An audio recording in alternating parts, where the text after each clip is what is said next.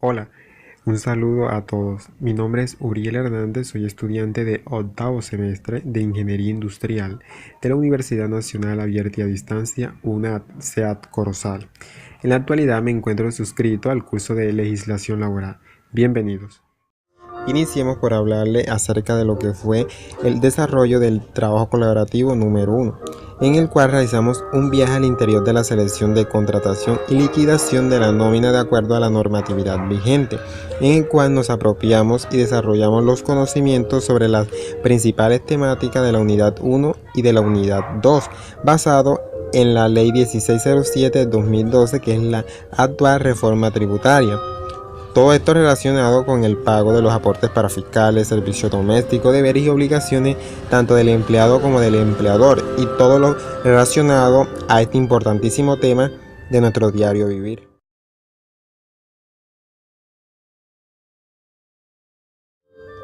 Capítulo 2. Obligaciones, provisiones del empleador y obligaciones del trabajador. Obligaciones del empleador.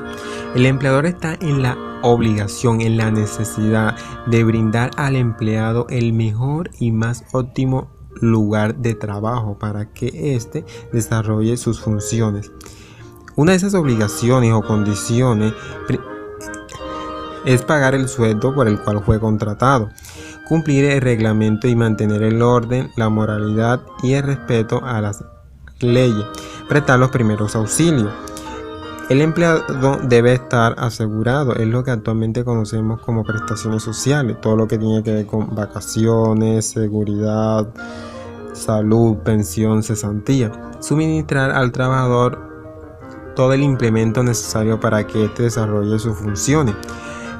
En la actualidad, la empresa está en la obligación de brindar de dotación al empleado 3 veces al año, entregar al trabajador elementos de protección para prevenir los accidentes y enfermedades profesionales o enfermedades laborales, conceder al trabajador las licencias necesarias para el ejercicio del sufragio y pagar al trabajador los gastos razonables de venida y de regreso, lo que actualmente conocemos como subsidio de transporte.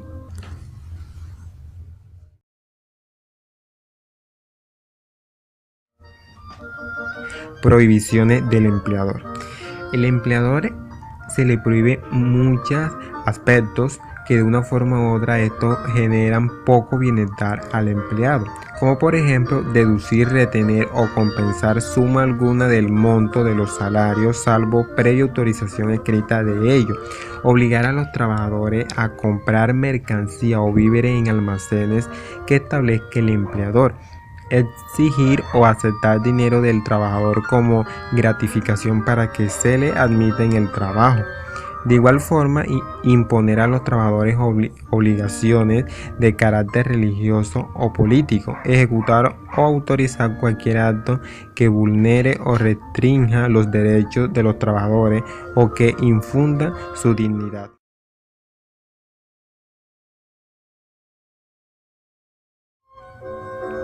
Prohibiciones del empleado.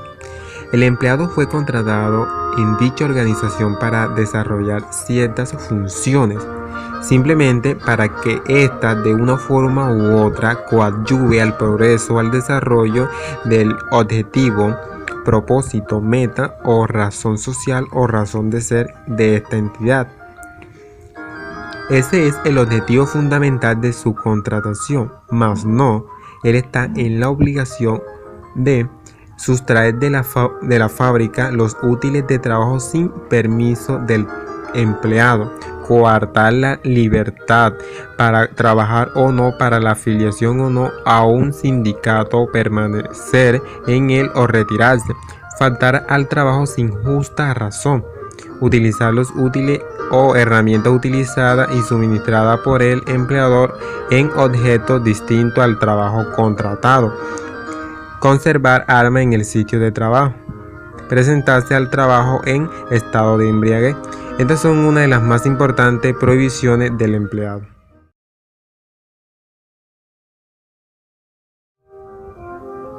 Capítulo 3. El salario y sus elementos constitutivos.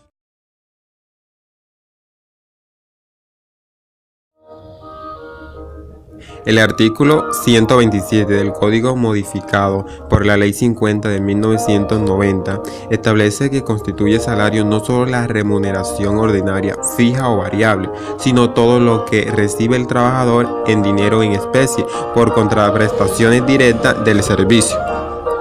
También cabe anotar, resaltar o identificar claramente que no se puede considerar salario aspectos como prima, bonificaciones o gratificaciones ocasionales.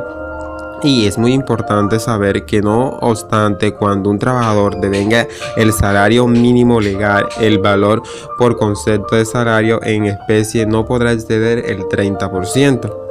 Son aspectos demasiado importantes que debemos de tener en cuenta para saber identificar cuando algo es salario y cuando algo definitivamente no lo es.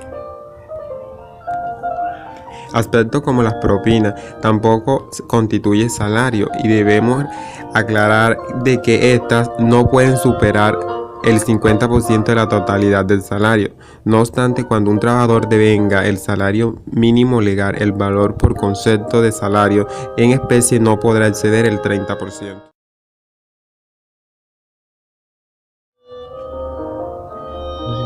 El artículo 145 del Código define como salario mínimo el que todo trabajador tiene derecho a percibir para atender a sus necesidades morales y a las de su familia en el orden material, moral y cultural.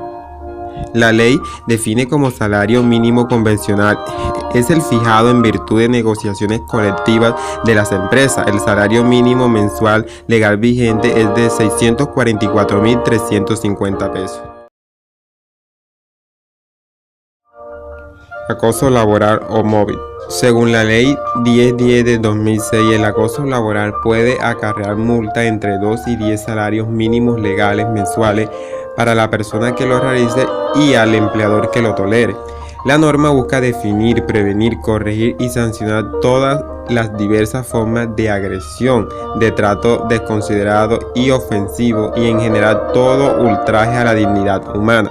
Maltrato es considerado como todo acto de violencia contra la integridad física o moral, la libertad física o sexual y los bienes de quien se desempeñe como empleado o empleador.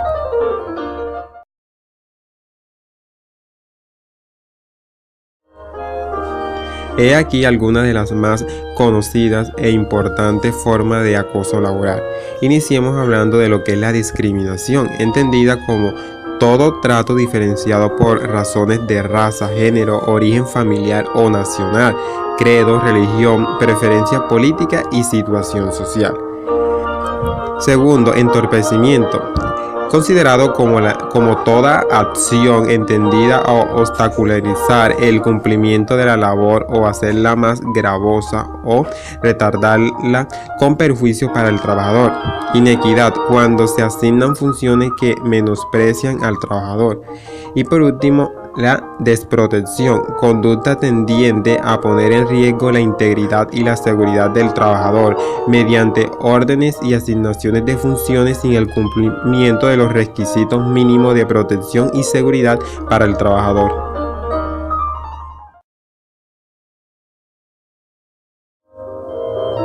Referencias o referencias bibliográficas. Estas referencias están basadas en el concepto y los principios de no plagio estipulados por la Universidad Nacional Abierta y a Distancia, UNAD. Iniciemos por nombrarle acerca del sílabus del curso.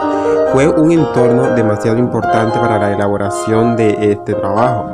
De igual forma, las unidades 1 y 2 del módulo de legislación laboral, seguido por cada uno de los enlaces que nos llevó a diferentes o distintos videos en YouTube acerca de toda la temática que fue tratada anteriormente en cada una de las diapositivas expuestas. De igual forma, también se encuentran los links de las imágenes que fueron colocadas estratégicamente en cada diapositiva para hacer de esta un entorno mucho más gráfico, dinámico y mucho más entendible.